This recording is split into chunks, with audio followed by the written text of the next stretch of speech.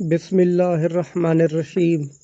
ابو ہریرہ رضی اللہ تعالی عنہ سے روایت ہے کہ رسول اللہ صلی اللہ علیہ وآلہ وسلم نے فرمایا کہ جسے اللہ نے مال دیا اور اس نے اس کی زکوٰۃ نہیں ادا کی تو قیامت کے دن اس کا مال نہایت زہریلے گنجے سانپ کی شکل اختیار کر لے گا۔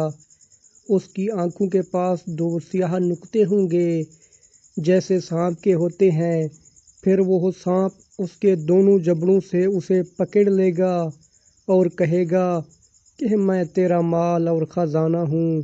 اس کے بعد آپ صلی اللہ علیہ وآلہ وسلم نے یہ آیت پڑھی، اور وہ لوگ یہ گمان نہ کریں کہ اللہ تعالیٰ نے انہیں جو کچھ اپنے فضل سے دیا ہے وہ اس پر بخل سے کام لیتے ہیں کہ ان کا مال ان کے لیے بہتر ہے، بلکہ وہ برا ہے جس مال کے معاملہ میں انہوں نے بخل کیا ہے۔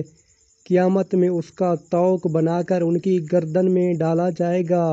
صحیح بخاری حدیث نمبر 1403۔ اللہ تعالیٰ سے دعا ہے کہ اللہ تعالیٰ ہمیں اس پیاری حدیث پر عمل کرنے کی توفیق عطا فرمائے، آمین۔